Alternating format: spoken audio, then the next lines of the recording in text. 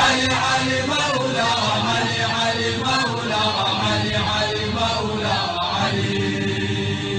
حب علي فوز الشيعي غدا فامدد لي في يوم حسابي يدا. Rasulullah chooses the peak of the heat. The weather circumstances contribute or would contribute towards ensuring that the message of Ghadeer is not forgotten to a great extent by the people who are present. Strategy of Rasulullah, in addition to everything that he has done, made himself the center of attraction and location and exclusivity of the message and creating the sense of anticipation. Rasulullah selects the time of the day that has extreme heat. The narrations mention that Rasulullah delivered a khutbah that was 3 hours long. It was not in the nature of Rasulullah to deliver a sermon so great. If you return back to the books of Seerah, you will find that majority of the historians are of the opinion, and from the sermons that have reached us, that the sermons of Rasulullah never exceeded more than half an hour to an hour max. Mostly they would not exceed half an hour. Rasulullah here makes an exception. The khutbah of Ghadeer lasted for 3 hours. And that even in the heat, at its peak, it's the time of Zawal. The sun is overhead. Allama al-Amin in Mawsu'atul Ghadeer mentions that the heat was scorching, the sun was scorching. It was so hot that people had to remove their garment, the upper part, the abba, put it on the sand and stand on there because it was burning their feet. Ajib.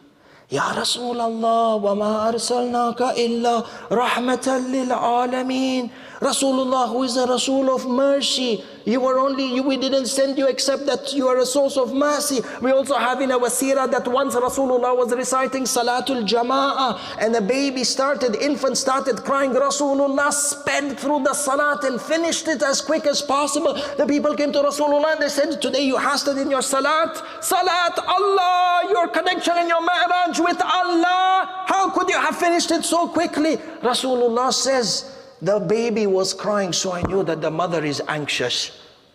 This is that Nabiyur Rahmah. But when it came to Ghadeer, the Prophet was willing for the people to suffer to the extent that not only were they getting sunburned, not only would they have fallen down from a heat stroke, if we could use this word in this day and age, their feet were burning. Why? Two quick things. Number one, Rasulullah was putting forward a culture that even this is inconvenient for you, even if it is inconvenient for you, even if you think it's going to cause a bit of body harm, if it is for the greater good of your akhirah, then endure that pain on your body, because the greater good that you're going to achieve far surpasses the intermediate pain that you're going to feel. One. Number two, Habibi, Rasulullah chooses the peak of the heat. The weather circumstances contribute or would contribute towards ensuring that the message of Ghadeer is not forgotten to a great extent by the people who are present. Ajib jiddan. Rasulullah Sayyidul Balagha, Sayyid of human psychology. I give you an example. How? Ahibai, have you noticed, if you were to just think to yourselves, how many times you have gone on vacation in your life? How many times you have gone for ziyarah? You may have gone for multiple vacations in your life. Multiple times, many places, locations. You must have gone to ziyarah many times. Are you able to remember with full accuracy all the details of what happened in each and every one of your holidays or in each and every one of your ziyarat? Could you? No, it's human nature. Things happen, the days pass, ayam, zaman, new experiences are created. And this is how the mind functions, that as you create more and more new memories, the older memories that you have are somehow pushed towards the back of your mind. So recalling them may not be that easy. It's a normal human phenomenon, nothing special. Sahilola? Jayid. Now imagine, from all the holidays that you have gone for, or all the ziyaras that you have gone for, and for all the other details that you could have forgotten, imagine, can you recall a trip, a holiday or a ziyara that you went to where you were struck or stuck in some terrible, horrible weather conditions? If you went for ziyara and you were stuck in a storm, where there was rainfall in its hardest, you would not forget that ziyarah until the end of your life.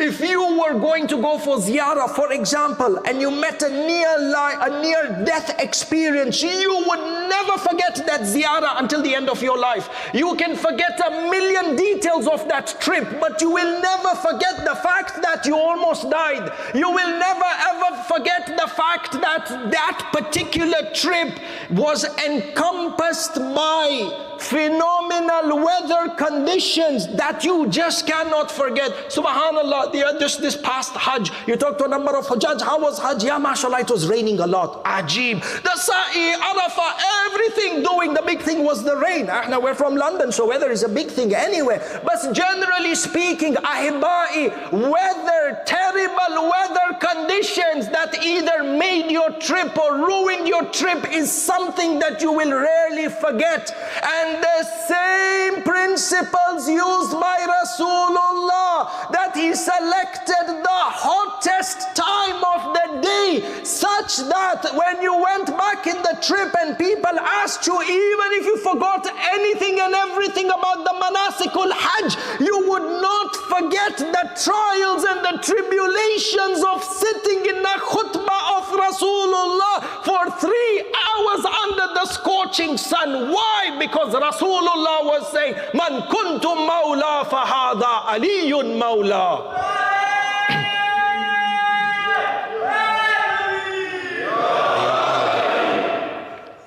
There is much to say, our time is. Last point, inshallah. Ahibai, bay'ah. After everything Rasulullah did,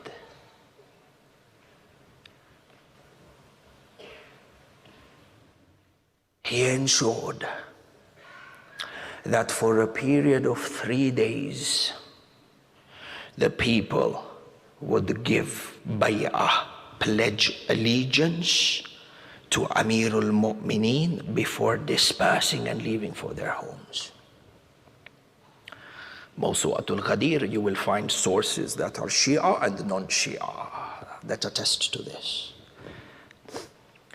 Even if a person slept through everything, even if a person couldn't hear and couldn't see, even if a person passed out in the heat of that khutbah, he had no excuse to say that we didn't know about the wilayah of Amirul Mu'mineen, because finally when he would wake up or whatever happened, he couldn't leave Ghadeer home until and unless he pledged his allegiance to Amirul Mu'mineen.